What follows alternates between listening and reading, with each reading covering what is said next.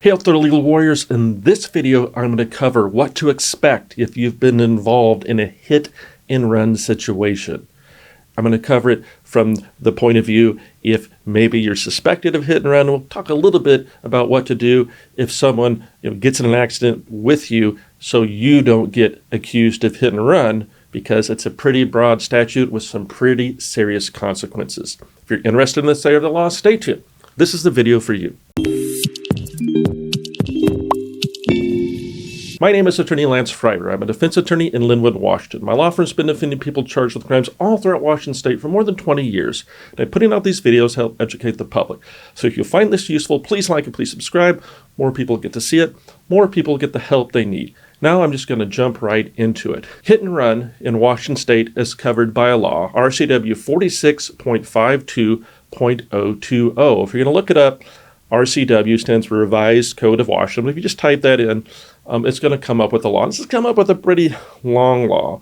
And it's going to start with some very serious things, felonies, things like that, things that involve deaths and things you don't really need to worry about. For this video, we're going to talk about just the standard garden variety hit and run, where either we run into another vehicle that's attended by someone or some type of property. And we want to cover, what to do, what to expect, maybe some myths about, what people might think that aren't actually true, just so we can make sure that we don't make mistakes. So I'm not going to go through it word for word, but if you are involved in an accident, then the law requires the driver that's involved in the accident, that's being looked at possibly for violating the law, they need to remain on the scene. They need to exchange information with the other driver if there's another driver there. And think about that information as your license plate. Hopefully they can see it, but that's actually written down in the statute. Your insurance, your license number, and a way for them to contact you. Think about name, address, phone number, stuff like that. Some of that's not specifically there, but the officers think about, hey, make sure they can contact you, make sure they got your license and your insurance, and supposedly also, the registration tag on your vehicle.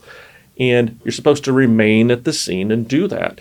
And if you don't remain at the scene to do that, and the other driver calls it in, right, and let's say they didn't remain at the scene either, it could happen on the interstate, one person keeps going, one exits, well, whoever calls it in is going to have sort of the advantage of not being looked at as the fleeing driver, because if you can't find the other driver, what you need to do is call it to the police and report it yourself, because the idea is that the accident can be handled by everybody knowing everything about each other.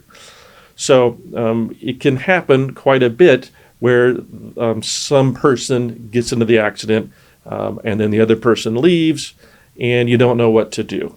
Well, if the other person leaves and the accident, has some damage, you probably need to report it to the police right then and there.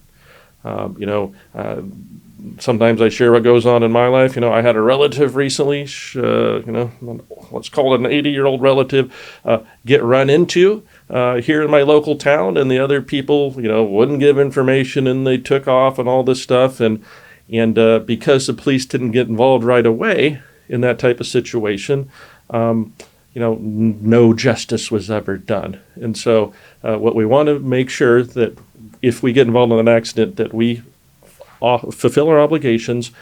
And if the other person takes off, we should probably contact the police ourselves, so we can't be accused of being the ones in the wrong. Also, we might be able to then track down those people. So what happens in a hit and run case? How is it investigated? Well, if the officers actually bother to investigate it, and many times they don't, I see it investigated less and less because of all the other things that officers have to do, they need to identify the driver of the fleeing vehicle, the ones that didn't provide the information. It's not just enough for the vehicle, they need to identify the driver. So if someone drives away from you, try to get a photo of them so you can identify them for later, at least get a description. And oftentimes the officer is going to take the license plate, which you hopefully wrote down, and see who the registered owner is. And then if they can't get an admission out of who is driving, they might make a photo montage. They might take the Department of Licensing photo of the registered owner of the car, because that's all they know that's associated with it, right? If a friend's driving it, they're not going to know who is driving it. They might do like a 6-person photo montage and ask you to take a look at it. And if you're the person who took off and it was your car and they're investigating it, there might be a photo montage of you going out for a person to identify it. If someone can't identify the driver and no one's admitting to driving it, well, it's pretty much a dead case, right? If you're the one in that situation, you're not getting charged. If you're the one who was the one that stuck around, they're probably not going to find the person. And hopefully you've got insurance that's going to cover the situation. But let's say you're the one that, ran into someone and you took off. Well, you always have a decision to make at that point about what you want to do about it, right? You can sometimes call it in yourself if it's not been too long and maybe avoid responsibility altogether. You can have reasons why you didn't do it. You were afraid, stuff like that.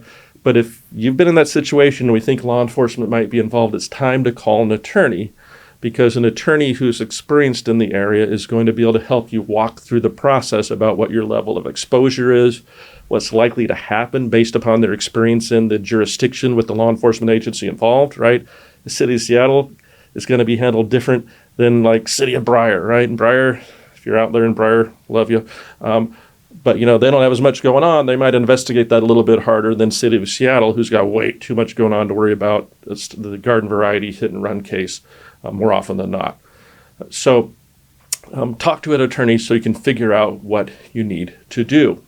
So if we do get charged with hit and run, how do we deal with it? Well, if it's hit and run attended, there is another vehicle involved. If you get convicted of that, you're going to lose your license for a year.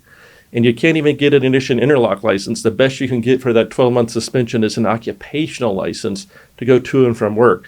So therefore, the penalty is even worse than a DUI when it comes to your license, which I think is totally insane and doesn't make sense to me.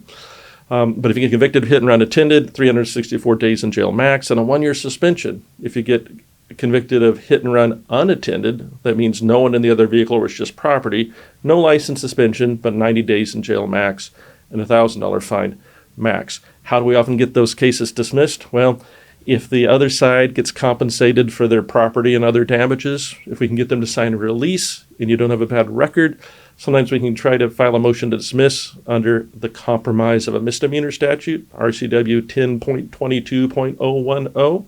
Got a bunch of videos on this channel about that.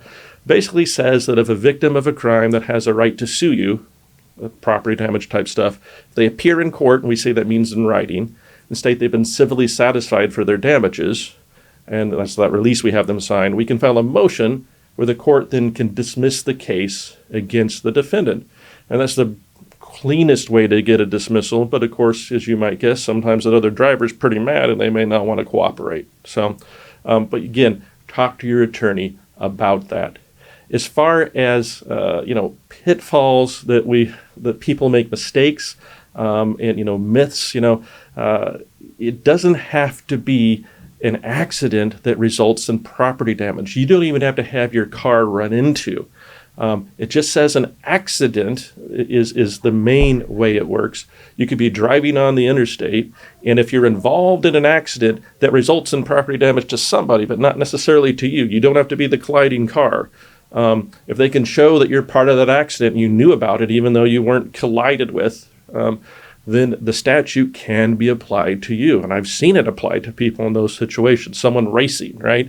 You're racing someone and the other person, goes careening off the interstate into the guardrail and you just keep going. Well, you were involved in that under the statute because not for the racing, that accident doesn't happen.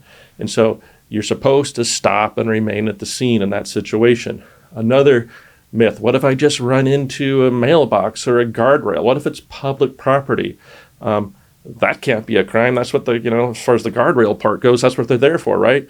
I've seen at least 5 cases in my career where people have ran into a guardrail, some other license plate came off or something, that way they could identify the driver, and the police actually go and charge that person with hit and run unattended because their car ran into the guardrail and they didn't stop and deal with it. Now, I would never have dealt with that. I mean, how do you damage a guardrail? And am I supposed to leave a note on the guardrail? I mean, what the police would say is, no, if you ran into that guardrail, though if we charge you, what you should have done is you should have called the police and let them know that's what you did. I mean, in the real world, who's going to do that? But I've seen that charged right around 5 times in the 20 plus years I've been handling defense work. So what if you do run into property, right? And it's late at night. What are you supposed to do? Well, if you can readily identify the owner, you're supposed to identify the owner and let them give them all the information. Here's my name, here's my license, here's my car tag, all that type of stuff. Here's my insurance. If you can't readily identify the owner, you're supposed to leave a note with all that information. So if I were in the situation where there's some property I ran into, I don't know who to get a hold of, I would probably leave a note about what happened, the time, and all this stuff, and I would be taking a photo or a video of it so I have some proof of it in case it comes back to me later. So you can see hit and run is just this big trap of a statute. You can do like 80% right, and you can still get charged because it requires 100% compliance. Every little thing we have to do right, otherwise we can be charged. And so the good news is if we get charged with hit and run, it's not treated the most seriously in the world by prosecutors in general, because hopefully it's just some property damage. Hopefully there's no death. Hopefully it's not running over a dead body. It's actually a special crime under that statute, believe it or not. So I want you to just think about it's better to stick around and handle your responsibilities than to take off. And if someone does take off, you should probably be the first one to call the police. Because if they take off and call the police and they call first, and the police wants to believe that you're the one that didn't cooperate, next thing you know, you're going to end up being charged with a crime. So I hope you found that useful. If so, please like and please subscribe. More people get to see it. More people get the help they need. And more importantly, if you've been charged with a crime in Washington State, feel free to reach out to our firm. If we get on board, we'll listen to what happened, we'll identify a way forward, and we will be there for you. Thank you.